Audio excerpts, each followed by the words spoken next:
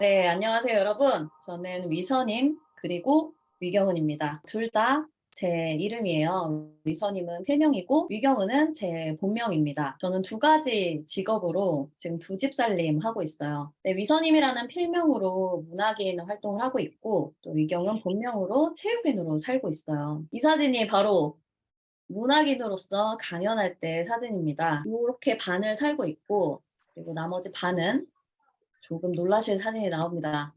네.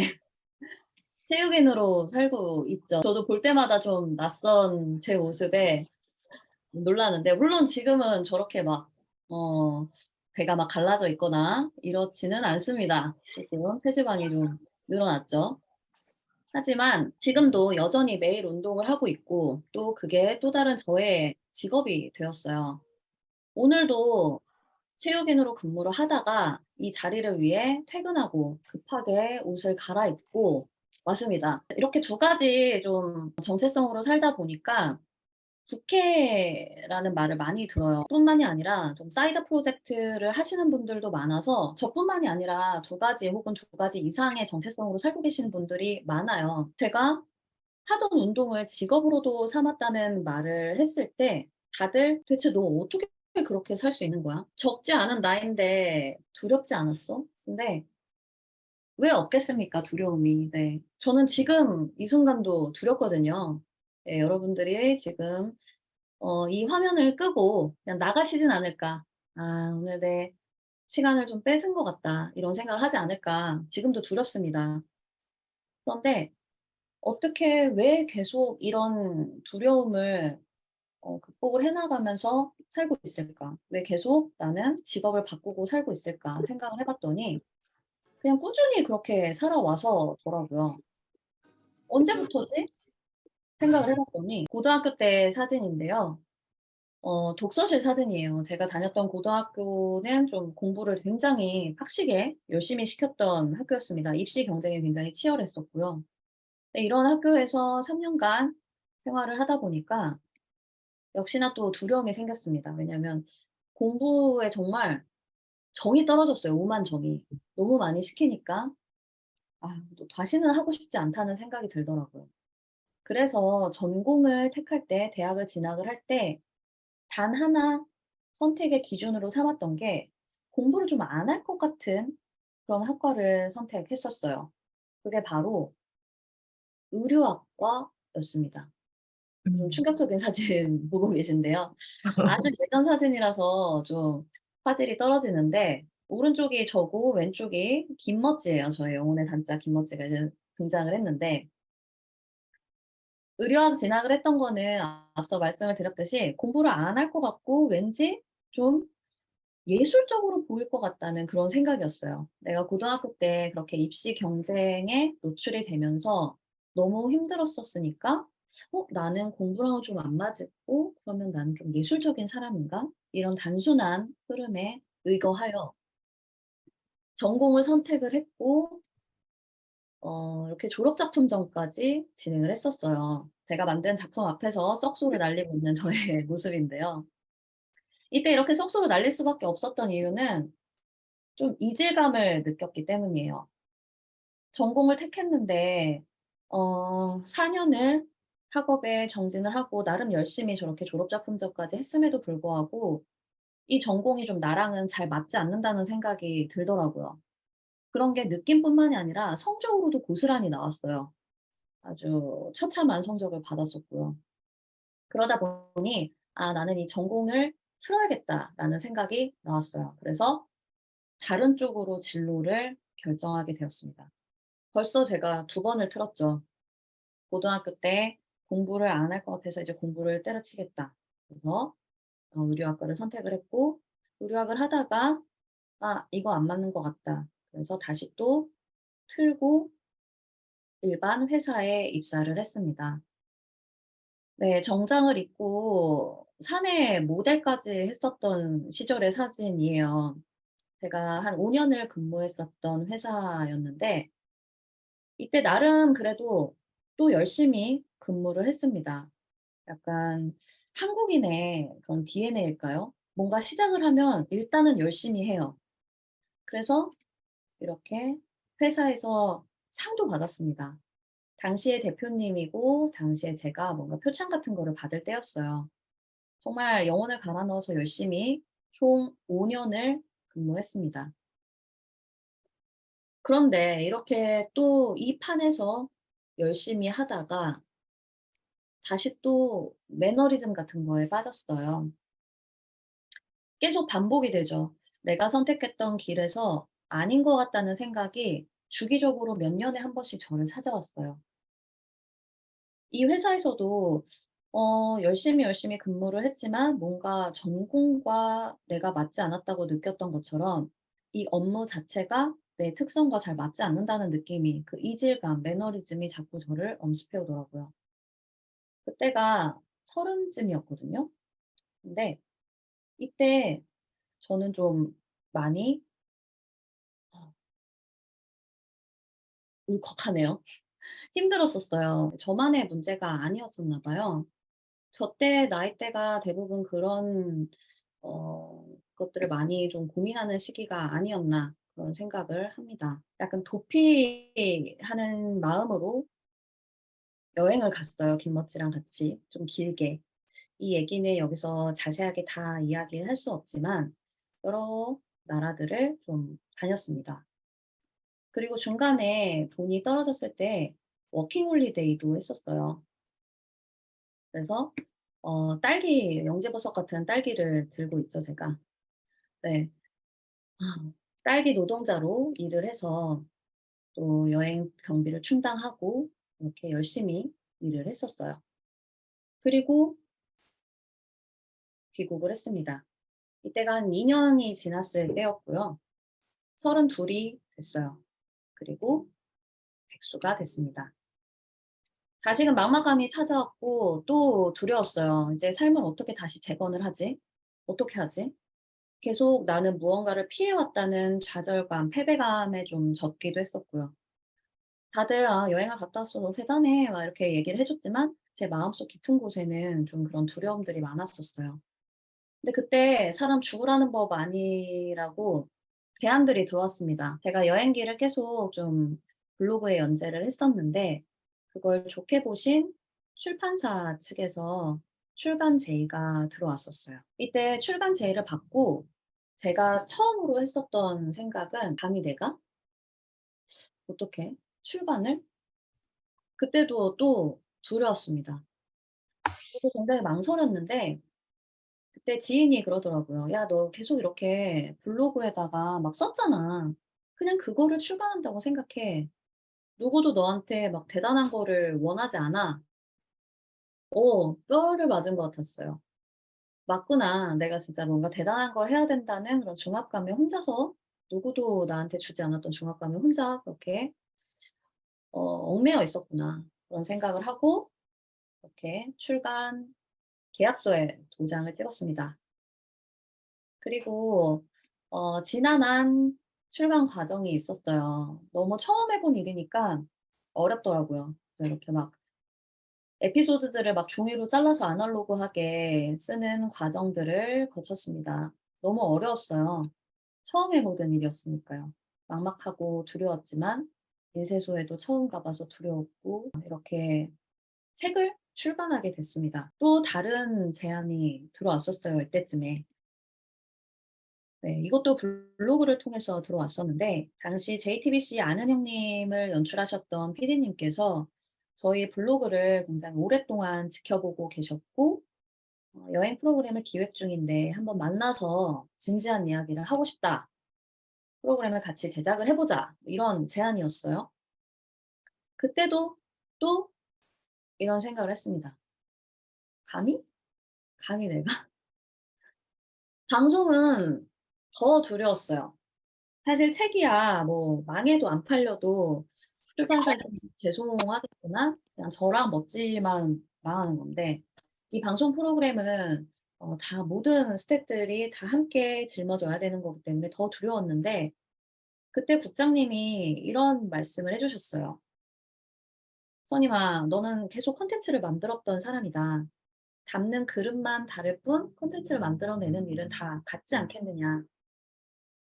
이런 말씀을 듣고 '아 맞는 말이다.'라는 생각을 해서 방송 작가로도 이제 일을 하게 됐습니다. 저희 둘만 떠났던 여행을 함께 떠나는 여행으로 출연자, 배우가 하는 여행을 지켜보는, 듣고 보고 느끼는 그런 여행으로 바뀌었었어요. 처음 해 보는 일이었지만 이것도 나름 즐겁게 했었습니다. 물론 힘든 일들이 많았지만요. 돌아와서는 또 구성을 열심히 했었고, 나레이션을 썼던 대본을 그대로 배우분들이 이렇게 녹음을 하시면 그걸로 프로그램을 만드는 일들을 했었어요. 제작 발표회를 했고 프로그램을 만들었습니다. 어 이 이후로 정말 많은 일들을 하게 됐어요. 이렇게 마이크를 들고 여러분들 앞에서 다양한 말들을 하는 강연도 하게 됐고, 팟캐스트 같은 데 라디오 같은 데 출연을 하기도 했고, 정말 다양한 일들을 이때 정말 많이 했었는데, 지금 생각해 보니까 이때가 약간 제 커리어의 정점 같은 시기였던 것 같아요. 근데 그때 돌연 슬럼프가 찾아왔습니다. 네, 저는 슬럼프라는 거는 뭔가 잘 됐을 때 찾아오는 거는 아니라는 생각을 했었거든요. '안 될 때 찾아오는 거 아닌가?' 근데 의외로 정말 일을 활발하게 할 때 이게 찾아오더라고요. 그리고 이 슬럼프는 번아웃으로 발전을 했고 결국에는 우울증으로 저를 몰아넣었습니다.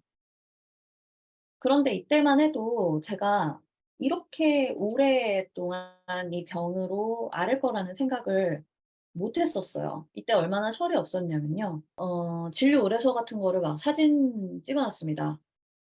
본투비 관종이죠. 네. '이거 언젠가는 글로 써먹을 수 있겠는데? 이거 에피소드 좀 되겠는데?' 이런 생각을 했었어요, 이때만 해도. 이렇게나 오래 여기에 침전될 거라는 상상을 못 했고요. 겪어 보신 분들은 아실 거예요. 이 병이 굉장히 사람을 무기력하게 만듭니다. 이 무기력이 나 그냥 좀 오늘 좀 힘이 없어.' 뭐 이 정도가 아니라 가장 심했을 때는 제가 정말 쉬가 너무 마려워서 방광이 진짜 터져버릴 것 같은데 화장실에 못 갔어요. 누워 있는 채로 일어나지를 못해서. 저희 집이 막 넓은 것도 아니고 화장실 뭐 고작 5걸음 걸으면 있는 데인데 거기를 못 갈 정도로 무기력이 저를 압도하더라고요. 역시나 두려웠습니다. 다시는 예전에 그렇게 활발하게 일하던 나로, 작가로 돌아갈 수 없을 거라고 생각했어요. 그때 그렇게 침체기, 칩거 생활 이런 거를 한 게 코로나 이전부터예요. 네. 코로나가 이제 전 세계를 제패하면서 모든 전 인류가 좀 칩거 생활을 시작했지만 저는 누구보다 빠르게, 누구보다 먼저 좀 칩거 생활에 얼리 어댑터답게 들어갔죠. 그러다 보니까 한 거의 3 년 반 정도 이 병을 앓았던 것 같아요, 지금 생각해 보면. 물론 뭐 딱 언제부터 언제까지다 이렇게 편집점처럼 나눠지는 건 아니기 때문에 정확히 말할 수는 없습니다마는, 제가 처음으로 신경정신과를 방문했던 시기, 그리고 다시 무언가를 쓰기 시작했던 시기, 이 사이를 보니까 대략 그 정도 시기가 지났더라고요. 근데 이렇게 계속 집에만 있을 때 저를 끌어내 준 사람이 있었어요. 어 제 친한 지인이었는데 "너 그렇게 계속 누워서 천장만 바라보고 있지 말고 나와서 무슨 일이라도 하자." 이렇게 제안을 해 줬어요. 근데 그 일이라는 게 어 지인의 지인이 운영하는 카페 식료품점에서 음식을 만들고 또 판매하는 일이었어요. 그때 그 제안을 받았을 때 또 이 생각을 했습니다. '할 수 있을까?' 진짜 전 세상이 알아주는 요리 똥손이거든요. '지인의 지인 가게는 내가 말아먹는 거 아닐까?' 또 두려웠어요. 하지만 이때도 그냥 있는 거보다 그걸 하는 게 쪼끔은 덜 두렵더라고요. 더 이상 이렇게 누워서 천장만 바라보고 있는 삶은 못 살 것 같다는 생각이 들었어요. 그래서 만들기 시작했습니다. 네, 얼굴이 잘 안 보이지만 마스크와 위생모를 쓰고 또 조리복을 입고 그래놀라를 굽고 있는 제 모습이고요. 만든 거를 매장에서 판매하는 제 모습입니다. 이 일터에서도 한 1년 좀 넘게 일을 했었어요.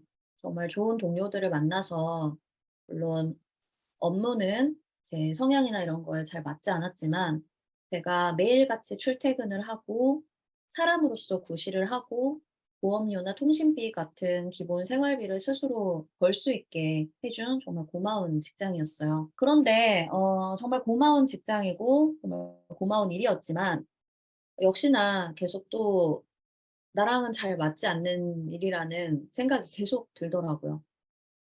그리고 이때쯤에 몸이 정말 많이 안 좋아졌어요. 오랫동안 우울증을 겪으면서 심적으로도 굉장히 좀 침체가 돼 있었고 그게 몸으로도 발현이 되더라고요. 아시는 분들이 많겠지만 우리 몸과 정신, 마음은 다 연결이 돼 있잖아요. 심신미약 상태라는 게 실감이 됐었어요. 이게 그냥 '아 나 좀 약해진 것 같아.'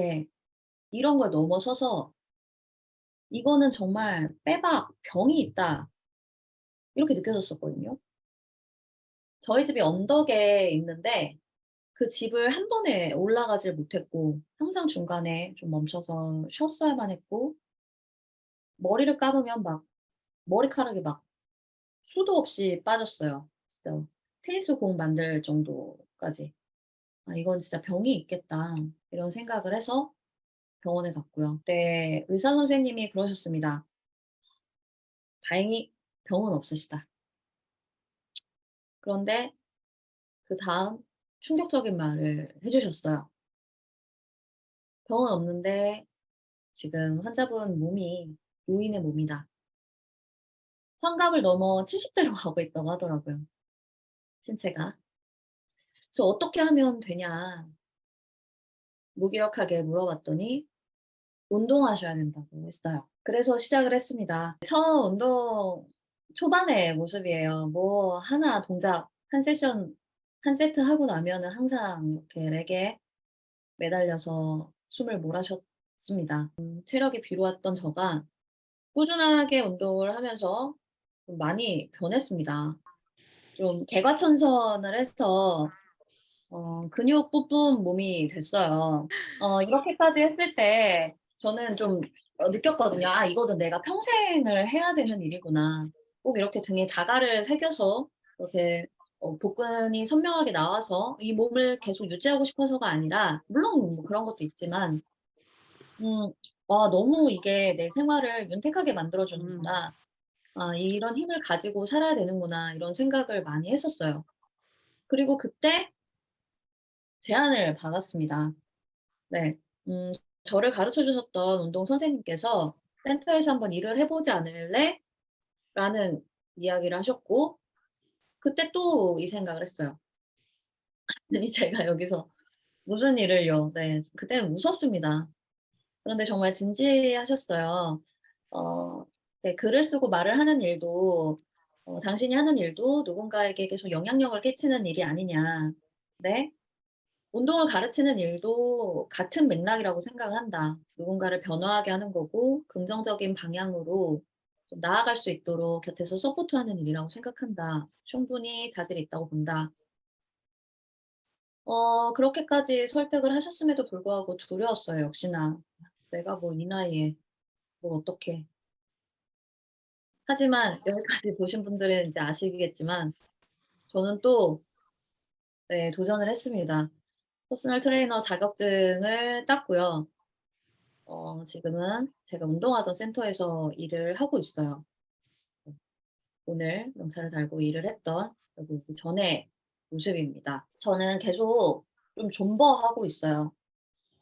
두려움을 넘어서고 내가 뭐 대단한 사람이고 나는 이렇게 뭔가를 이뤘고 이런 게 아니라 끊임없이 일희일비하고 있습니다. 계속 하다 보면 계속 존버하다 보면 조금씩 삼위일비가 되더라고요. 여전히 계속 히히히만은 아니에요. 그치만 쪼끔씩 하루하루 나아진다는 거를 하루하루 늘 운동을 하게 되면 조금씩 근육이 붙듯이 마음도 그렇게 되고 있다고 믿습니다. 네. 여기까지 제 이야기였어요. 오늘 여러분들 만나서 너무너무 행복하고요. 들어 주셔서 감사합니다. 아.